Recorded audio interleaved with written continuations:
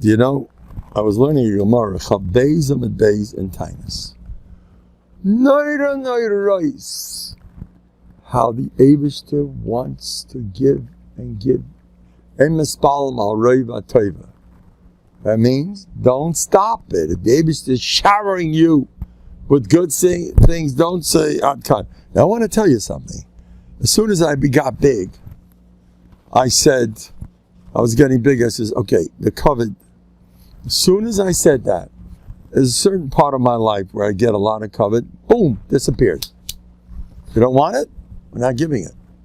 I have charata. I don't believe in any negative stuff. I don't care. I need bizyanis. No, I don't give you bizyanis. Sometimes there might be a mukum for that. Be careful. Nothing negative in your life. You plan to be spoiled, rotten through and through.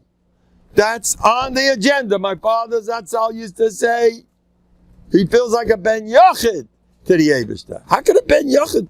The Eibishter wants to spoil you. What's with you? The Sefer Ikrim says that the Eibishter wants to give us so much more. It's our problem. Because maybe he doesn't want. He doesn't want. Take a look at the grass and the trees and the beautiful world he doesn't want. Boy, does he want to give you a good time. He wants to give you everything. Yes, shtei shulchanes.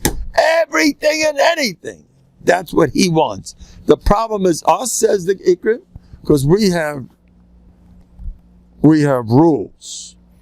First, we have a virus. No good. Out of the system. You know, the pasuk for Russia, that he could get whatever he wants, is that pasuk. You know what the pasuk saying? This Russia, afilu Russia, that's the pasuk. Pasuk says, Chesed Yisayvenu Malachei Rachamim. Who says the Kavayosha? One of the Muslims for him. Chesed, the Malachei Rachamim is circling him around from all sides. He's oozing with success and pleasure. That's the Russia's treatment. Chesed Yisayvenu, it's every. Rabbi Isaac was once seen in the forest, chazering that pasuk. He once told me this. You know what David still wants to give you? It's with you. It's our fault. We're mitzamtzim. I did yesterday? No good. Whoa. What do you mean no good? Afilu Rasha Baitea Bashem, the Ramban, and the Yarbene Yaina, and the Chavis Abavas, 3 giants, and Chazal themselves say, no, not true. Ramban has a Rasha, if you know you're a Rasha, don't matter. But B'tachon, everything's yours. Everything. Don't put limitations. Now I'm going to tell you a Meiser show it happened to me. I got to watch it. I was sick for one reason. Right after I do tshuva with some negative thoughts, boom, I'm sick. That's what Eibishter wants, huh? Baloney. Go get near it. You don't know how many thousands of molecules of negative messages are going on in every one of us, 24/7. I did this wrong. I have a bad mazel, whatever it is, a virus. I'm not the type. There's billions of messages. It's not happening. That's why B'tachon is such a challenge. You know what the Alter Nobody says? If you say you're not roy, then you're taka not roy. You made that psak. You said I'm not fit, so that's the problem.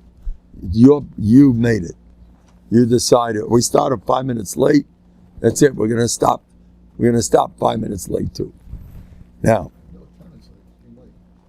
10 minutes late. When you come, it starts. Rabbi Yosef Yafi has just arrived. We owe him so much. Hashem should pay him back. But tachlis. And so what do I know? Hashem wants to shower us. The Gemara Chav Beis Amid Beis in Tainus. Take a look at the Mefarshim where they learn up that Gemara. You can't stop the rain. You can't in Eretz Yisrael. In Bavel you could. They bring things down because Bavel, the rain's taka not good. It's swampy over there. It's deep. Eretz Yisrael is more mountainous. So it's good. Having more rain is good. Keep it coming. It's not rain. Rain is a muscle. for the goodness in your life, don't stop it. It's your own fault. Because you're mitzam, so well, I don't really deserve, there's millions of things going on in your head telling you, you don't really deserve this, don't really deserve that.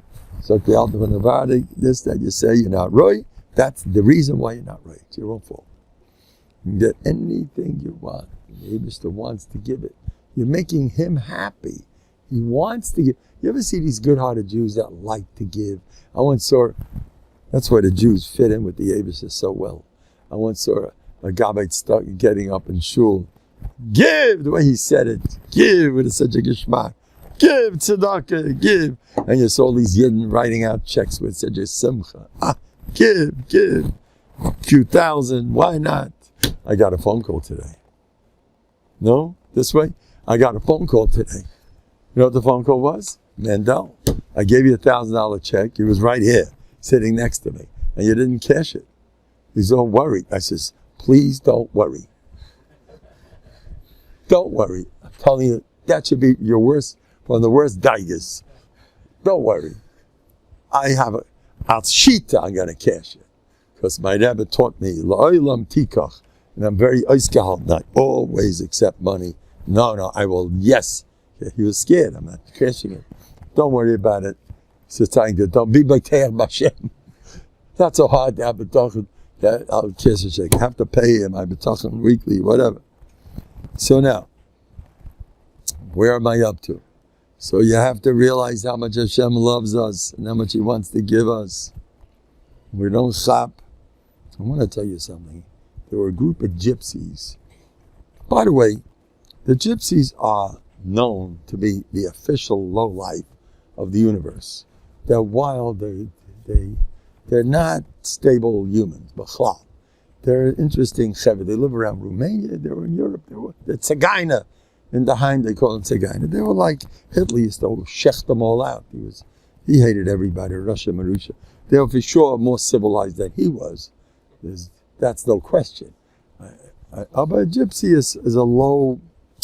Forget it. They're not. I don't know if they have a country. They have no principles or rules. They live. I don't know if anybody goes to work. You know what I'm talking about?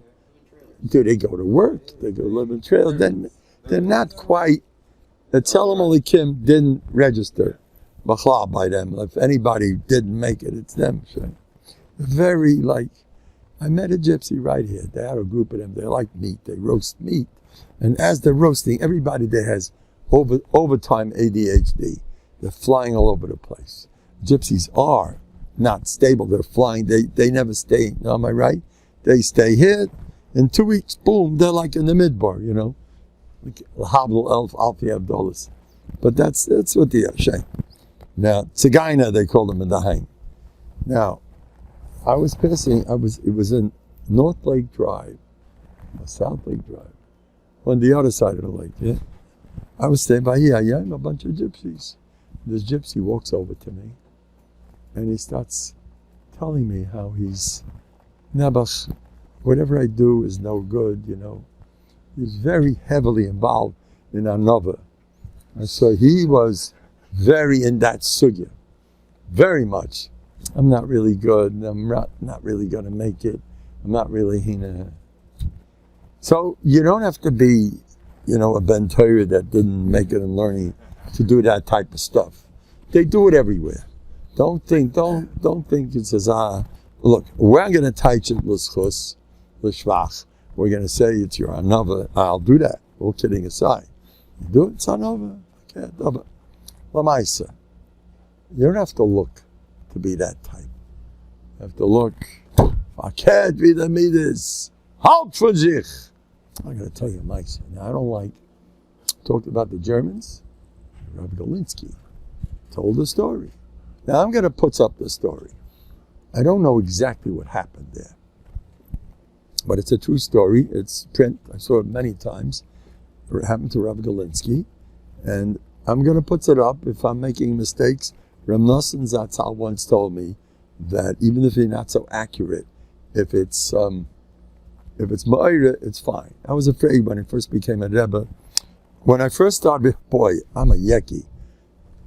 Every story I told, every inch had to be eisgehalten. No, that's what it says. Don't say another word, you know. And after I spoke to the mashkiach, now I flower it up until he says, don't worry about it. Okay, shame. Now this story, the message is the same, so some detail. He was in a prison camp. Siberia, I'm not sure where it was. He was in Siberia, but with Russians. Russian soldiers, I'm sorry. The Russians had captured a German captain or general. And every night this captain went to sleep. In the middle of the night, the captain got up when he took out from under his pillow. What? It was a Polish minister. A Polish? I heard it was a German. I was impressed that a German should have a Samayla. Had a bunch of ministers. And he got up. You read it in one book, I read it in another book. And he got up in the middle of the night, because I already saw a few nischais between you and me. That's why I'll say whatever sounds better. Anyway, I once heard Rav Sean Shadran, he was talking a story about the Kelma Magid, the way he visited a city, then he came back 12 years later, some say 16 years later. He says, let's say 16, it sounds better. So, let's say whatever sounds better. That's right, yeah, so, and he got up in the middle of the night, and he took out his uniform, and he put it on, and he stood there for half an hour, and he made believe he's standing in front of his thousands of troops, and he started commanding and talking and saluting. I am the general, blah, blah, blah, blah, blah, and I'm the biggest sahin and a half. Not to forget who you really are. While he was in prison, he says, I'm not, the real me is, I'm prisoner, don't give me that business. And Galinsky was in a spall, and after the war, he made a big comeback. He was successful all over again, whatever that means. That part is hard to swallow because they lost the war. I don't stop. Or whatever it is. The Musa Haskell, where a person has to have, I just told somebody today, if you were a creature, they're going now, Uranus, where they want to go to a new planet. Uranus, that's where they're going? Who? Mars. They were in Mars already. What, Uranus? Well, it's not Negea. You're coming from Mars and you're seeing planet Earth. You're going to see animals and humans. And the animals are going to be your best friends because they have a nevus. An animal goes like this. All animals are Hachnova Nova. All the animals have a Nova. And the only Balgaivanik in this universe is the man. Look at him. Who do you think you are? Standing upright with the cup in the luft. Who do you think you are? Take a look. Make believe. Be objective. Take a look at the world. The human being carries himself like he owns the world. I'm in charge around here. No, they all look like they're big shots. Every human being, as soon as he's born, I got the big shot. I'm going to be standing like this. I'm not going to go like one of those. What's a shot? Because you're a chele gali kami mal, and you are taka a melech over the world. And that's why you're mechuyev to say b'shvili nevroilim. You look like you own the world. And as Chazal say, you're mechuyev to say b'shvili nevroilim. Now the Shvatzes became black. That's a klala. They got black. When Chum came out of the Teva, he was black, because inside the Teva, he wasn't mishtatav in the tsar of the world. Boom, came out black. Black was bad news. Why is it bad news? Jews wear black. You don't wear black. Dark? It's mafurish. A Yid has to go tznius. Dark, and not go loud. The whole world should look at you. It's a tznius. So what's wrong with black? The teretz is, if you bet some white and you put black on top of you, That's nice. You're like this and you calm down. But if you're be'etzem black, it's a problem. And nowadays, you can't play games with another because you're too much etzem like that. You be'etzem don't hold from yourself. You be'etzem, you know, look at yourself, you're white, and you stand like this. And now you put on some black clothes, it's beautiful. Or you bend during Maidim, you bend during davening, bending. Oh, that's beautiful. But if you one bend, you're an animal. If you're going on all fours already, like most people, they may not do it physically, but mentally, boy, are they all fours. They are completely.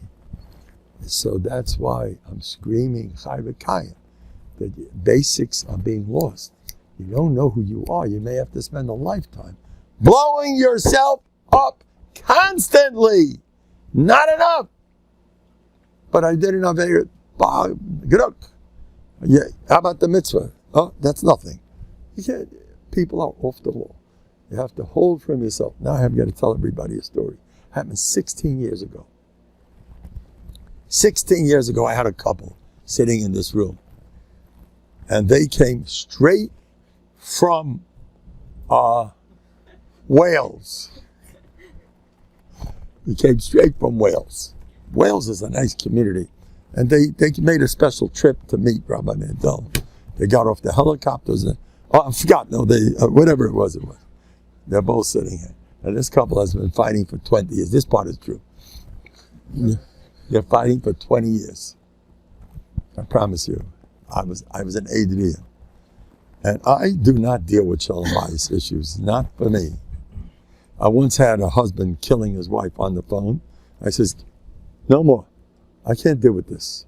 She does this bit and that bit. And this. I give a bracha. They had a big turnaround on the spot. It was nerdig amaisa.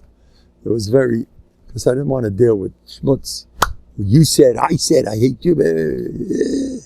It's so silly. It's babies debating. Well, you once said that, and I wasn't going to get you. And you were always, and your family is like that, and you were born like that, and I'm the good guy, and you're the bad guy. And go. Till Mashiach. Now, these two people. So I said like this. I gave brachas kama pamim and mittamol. I got a call from Eretz once. You know, you gave us a bracha 8 months ago. Shalom bayis. Since then, shalom bayis. They're married many years. So I have a koyach based on Hashem. But sometimes I deal with teva.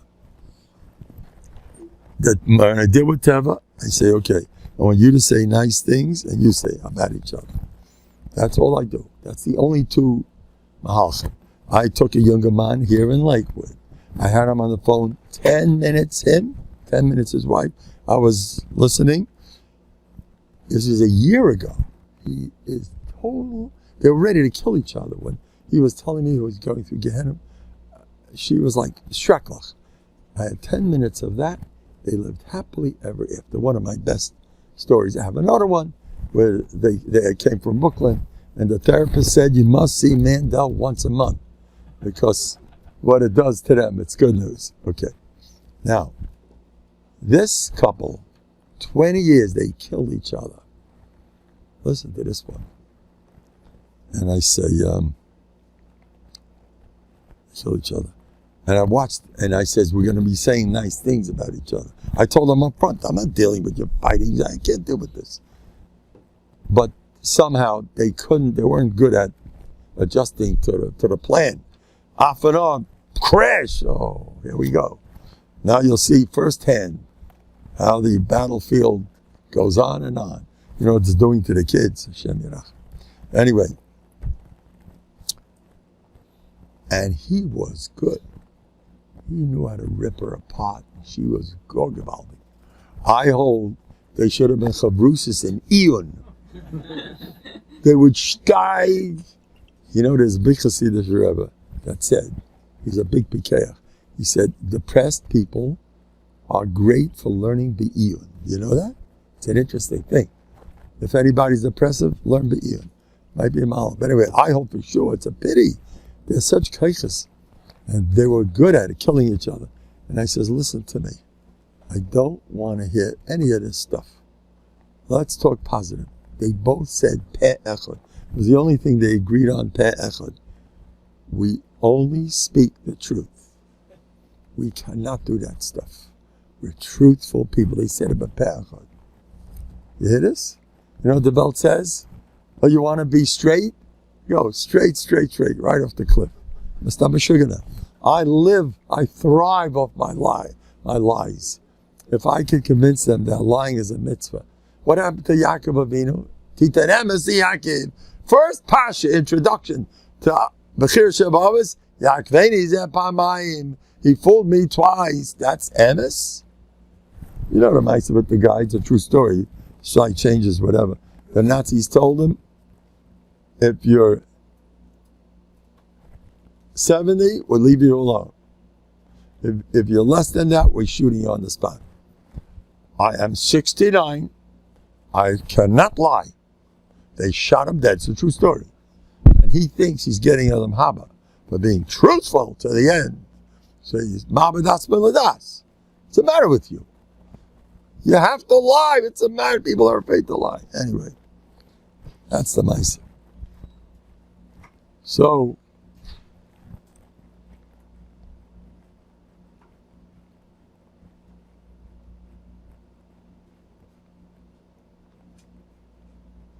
I want you to know the power of bטחון is so delicious. It's so much fun. It's such a pleasure. You can have it in a second. I once spoke to a Chassidish guy. What do you do for bטחון? I figured, after my 3 hours of Musa, bטחון, what do you do? Me, when I need bטחון? This guy is a big cloud person. Me, bטחון? I drink a l'chaim, I walk around the table, I say, bטחון, and boom. You could do that too. Don't complicate your life. You don't have to be in a bar to get asked to learn more and more bטחון. You can do it. I do this all the time. I mean, I have a kvias in learning bטחון anyway, but it's a big schooler to do that. But you just think positive thoughts. Don't think negative thoughts. And by the way, a thinking Seder is just as good. You don't have to learn Musa. Not bespilus, nothing. Think. The Tzemach Tzedek said, Trach git v'zayin git. Boy, I know a story. This fellow did it. I met him years ago, Chassidish guy. He was divorced, he had tzahak tzadis. And I did a job on him. I got his family together. You're going to say nice things about him. And the next day, they had a new matzav. It's an unbelievable story. 2 years later, he's remarried. It makes no sense. He got remarried and he's happy. I says, what'd you do? He said he spent 2 weeks thinking happy thoughts about getting married. One day he spent 10 minutes, the next, now let's try half an hour, think happy. Now let's try more. 2 weeks, he got himself a shidduch, Gan Eden. He's a new person, you don't recognize him. He was dysfunctional. He thought good for 2 weeks, a new matzav. Now this guy called me up recently. I haven't seen him in years. Rabbi Mendel. Oh, how are you? I met this guy, and I mentioned your name. Oh, Mendel, sure, you want to see him? Here he is. And he presses a button, there I am. And one of these, and he sits and listens, and punked, I tell a story about him. Isn't that something? And he thanked me because I covered my bases so well. I probably put him in Venezuela somewhere, and I turned him into a lady when he was really, I do that. You say that. You can't trust me. In fact, sometimes what I write, I don't even recognize the story myself. What'd you do? You're so busy covering up, so people shouldn't, they shouldn't be concerned. That, you don't say my name, whatever. People will guess who it is. Anyway, so this guy, just by thinking positive thoughts, you do this every day, do it as a habit. Think happy thoughts. And I've had matzavim. You know how many times your mind is full of, why did I say this? Uh-oh. I shouldn't have said that. Does anybody have that problem? Nobody, huh? Who doesn't? Your mind is full of that. I shouldn't have said this, I shouldn't have that. I have this all the time. I laugh my head off. And I tell myself, it's going to be fine. Yeah, I don't care what. Yeah. with money problems. Gesund. Gesund. I cured myself with this. I was sick like a dog. And I needed work. I wrote something that's scary. Well, now they finally, this is really, any doctor would say, keep away from doctors. What did I do? I just kept saying, I wrote this in my writings. The biggest hoax in the century. I wrote about my sickness. The biggest hoax. You know what a hoax is? The biggest dimion. The biggest myth. You're in La La Land. You're in this totally untrue. You're fine. I do a lot of that. In the Vardigas, they say when you have trouble with that, they say, Dimion! It's one of the most famous things. Dimion, that means they undo the whole, they make it like, don't be stupid. You're worried. You're a fool. You know, Galinsky, Rav Galinsky told me, he had said in the book over there about him, they told him, tomorrow morning, you're dead. They told him, he was on death row. Whoever was on death row, this guy cracked up. This guy started banging his head against the wall. You know what it means? You know, the trauma of being on death row? You know, you're next. You're killing your neck. There's the rope. See that guy hanging? In 2 hours, you're next. You know what that does to a person? People go for sugar. Depression is. But they will give you a meal. Nobody eats that meal except for Galinsky. And he said he pressed up that meal and he ate it with all his gusto and he licked his, he ate it to look at him. It was a Galach, if I'm not mistaken. You know the story? The Galach told him, the Galach said, Rabbi, you could do that. You're going to be okay, but kachava. The last minute something happened. Navadig, how did they do that? Because he was probably, I could figure, Navadig was probably telling himself, Dimion, shtusim, it's a hoax. Yeah. You know, you have to bittle. Navadig is good at bittle. There's a guy that I took care of many years ago. He was going through Yisurim Nayirayim. He had somebody wanted to put him behind bars or whatever. And he was good at it. And right of him, he used to call me up. Every time he called, I says, Dimion Kozov. I had FBI agents. I recall 3 cases that I could think of right now, probably more, where the FBI's, Rabbi Mendel, the FBI's after me. Oh yeah? That's so nice. I remember one of these guys, I was learning the Bטחון, made a kriyas with him. Just a few days. I laughed my head off. Not one guy was touched. They were in hot soup. You know what they said about me? And I got letters and take the letter and throw it in the garbage. I used to do these things left and right. Not one guy got trouble because they learned I'm a vatal. I'm simply not scared. I don't want anybody to hit us. But the other day, there was a state police in this lane, and I was in that lane. So I went ahead of them. State police. I mean, I do these type of things. And one of the times that I did something like that, the cop stopped me. I said, what can I do for you? You know? I was nice to him. In the Vardig, they machnia. But did I do anything wrong getting ahead of a cop? You know? Now, some people would rather be behind. You drive more, you're more calm when you're behind. Anyway, Abaisai, you have the Eibishter. There's nothing like, you want to be in a good mood? I tell you something, Rabbi Levi Yitzchak Medichev once told his Hasidim, he said, he once told, give a clap in shul and announce that there's an Eibishter. There's a Meister with the Alta from Nevada, you saw somebody like this, dressed out, walks over to him, the Gleib's an Eibishter. So how can you worry? The Alta was oozing with simcha. He didn't worry about the afternoon. The morning was all that counted. The afternoon, what's the afternoon? Al Teitza Torah's Mocha, they say, don't worry about tomorrow. He didn't worry about the afternoon. I do these type of things. It's Gan Eden. You're in a different world. You enjoy life. Why worry? Don't be a Baal B'tachon. Just don't worry. Take a look at the Beis Halevi. I hold that Beis Halevi. It's like a Rishon.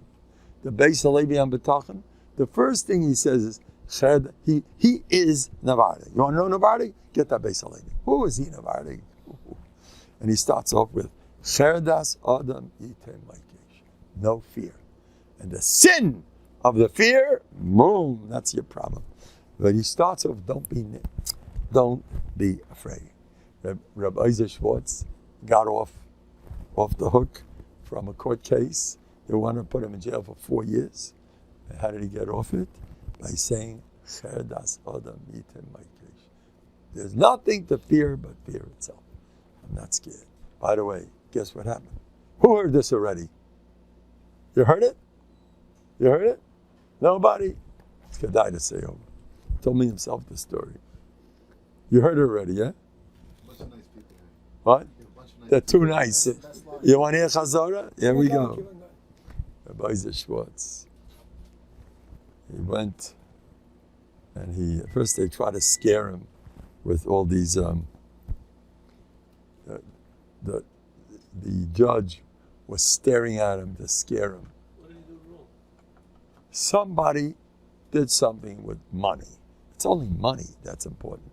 If somebody kills someone else, you have to understand him. He had a hard youth. How can you? It's his parents' fault. Leave him alone. But somebody, money, that's serious. It's someone else. He told me himself. So he got that guy's position. So automatically, he's the bad guy. So he went back and forth to Kiryat. He had to flee. He had to run away from the country. Whenever he got on the phone with us, his wife went berserk because they used to tap the phones. I once visited him, and suddenly there's a car going by, an official guy, and they're looking all over. And he said, it's all dimyang. He would spend an hour on the phone with us. His wife went berserk, and he laughed it off, dimyang, dimyang. He talked as much as he wanted. They tapped the phone over there in France. And he locked in the whole thing. One day, he got hot. He had to flee the country. He went to France. This happened 2-3 times, back and forth. Kiryat Sefer, he has family. But after a while, he says, there's no Musa in Kiryat Sefer. They learn a lot of Torah. But I want Musa. I'm going right back to France, to Novhardok. So he has to go back to Novhardok. So he goes right back. And now you're in trouble. I'll learn Musa. I have no trouble. And he spends another year or 2 in France. And then, things were getting bad again. They had his picture all over the place. And so he got on the plane. The next plane, he would have been finished. Got out just in time. He went back. Finally, the next time he comes back, they arrested him on the spot. This time we got you. Finally, we got you. So he's laughing. They bring him into, so in the same room of in the same building of where the court downstairs was a jail. They put him in jail. The cops are looking at him. They're all staring him down. You know the cops in France by the airports. You know what they look like? They have machine guns like this. They walk around, big guns. They're not like a cop over here has a little gun in the side with that Hatznei Aleches. They walk and they have boots and they walk back and forth. So they had a few French cops over here looking at him like this. And he's like, he told me himself, he was rolling. And they were trying to scare him. He was just laughing his head off. And finally, the same day, I believe, upstairs, you're going to court. Comes to court, and he's laughing his head off. He's always laughing, by the way. He used to laugh in his sleep. Always laughing. Every time I used to call him up, laughing. He doesn't know how to stop. The kid said, what did he do? Yeah, so the advocate was called. That's his friend, the lawyer. Told him, if you're going to keep laughing in front of the judge, you're lost. They want to put you away for 4 years in jail. He said, I can't help it. I'm not laughing at the judge. I just chazed two things. Eina Mavadai, and he also Chazal Sheret Chadas on me to Maikish. Chazal so many times I push it, not scared, laughing at the whole matzav. The judge, the prosecutor, takes one look at him and he says, I like this fellow, and I don't want to be a kateger, I want to be a saneger. You hear that story? I heard the same thing happened twice to Rabbi Isaac. I heard there was another story, same exact thing. That's what I heard. But this one he told me himself. And he got away, nothing happened to him. I want to just tell you something. Reb Gershon Liebman just came out. I didn't save any, but I'm putting it next week's. I got to get next week's B'tachon Weekly on Bahar. Stories of Reb Gershon Lieberman in the concentration camp. As soon as he arrived in the concentration camp, he said, "Bittel Torah! Bittel Torah, where'd you get here? Bittel Torah, you know what went on there? You're going to work for them? Bittel Torah." He used to disappear every day. He had himself a little machsan, and he used to sit and learn all day. Foffed them all on. And not only that, the one who tells the story of Gurvich, he used to say, "No, come along." So he was horrified. When it came to roll call, he was middle of davening. He used to get up 2 hours before everyone else to daven shachris with a niggin in the lager, with a niggin. He said, right there in the niggin. And he roll call. If you didn't make roll call, Rav Gurvich said, he used to get stomach trouble from this. He had shrekel headaches because if they caught him, what they would do to him, Hashem Yerachem. He was like a father to everybody. They loved him. Germans or Russians? Germans. He Dafka went to the Germans. He could have gone to the Russians. He says, better the Germans. There it's the neshama, here it's the guf. Anyway, so he didn't show up. He's a militia Menesra. I'm militia Menesra. Don't tell me what to do. This happened day in, day out. Once in a while he came in the middle of the roll call. He wasn't expelled from the whole system. Oh, roll call? Oh, yeah. Oh, roll call. And if you don't come in time, oh, that's terrible. Here's his whole world. You have a musik, what B'tachon means. And then he said, you have to learn. They were falling apart after a full day of learning. And at nighttime, he used to kick them. For a full day of working like an animal. Let's go, we're going to learn. I have no kayak. Learn. And how did he have a sefer? He always had a sefer Torah, a little one. He had a maza. He went to Gatz B'Shnai Shabbos hundreds of times. He learned Basma Rabba in the Stign land in Auschwitz, and then, whatever concentration camp. Every camp he went to, they had to go. You had to get new clothes. So you went to a pile of clothes and didn't have to fit. Fitting wasn't negaya b'chlal. Nothing fit. He took himself a warm coat, put it on, and said, shotness. He threw it away. And by the way, this is pekuach nefesh. If you got to freeze, you could freeze to death, no problem. So you needed a warm coat. Shash sat without thinking, out. Took a thin thing. That's my coat. He doesn't go with the rules. This is the Vardik. What do you hear, Maisa? Reb Gershon. And he had to save. Some people couldn't get food. So you needed coupons to get food. Some of the guys in the barracks, they couldn't get food. So what did he do for them? Oh, you can't get food? I'll get you food. And he got them food. And when he got caught, they beat him to the pulp. Now, a beating means to the death. They hold like Rabbi Yishmael. The Gemara in Sanhedrin? It's machlokes. Malchus, tzas misahu. The machlokes? Yishmael Chacham. Yishmael says, Malchus is like killing. Because it could kill you. Isn't that what it shot them? Whatever it is. They killed you. When they give you a whipping, either you were dead on the spot, or when you were finished with the whipping, your body was so messed up that you started going downhill. Within a few days, it was over. Your body deteriorated.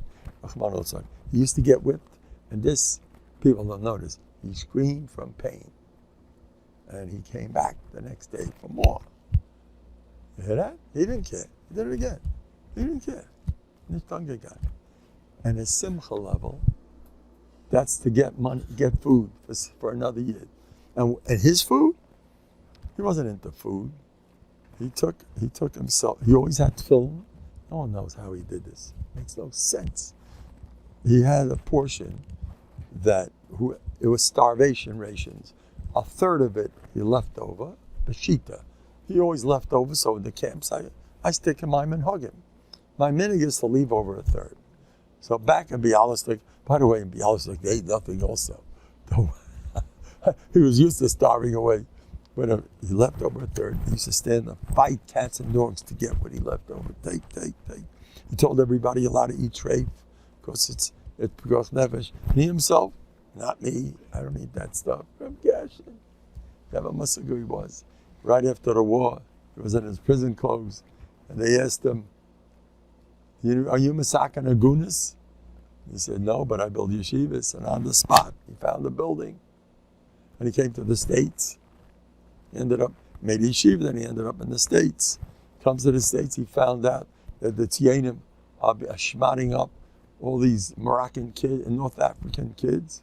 He took a trip back to North Africa, and he got on a donkey. And he went to the far-flung Derflach in North Africa to get all these North African kids, and he made B'nai Torah out of them. Rabbi Gershon.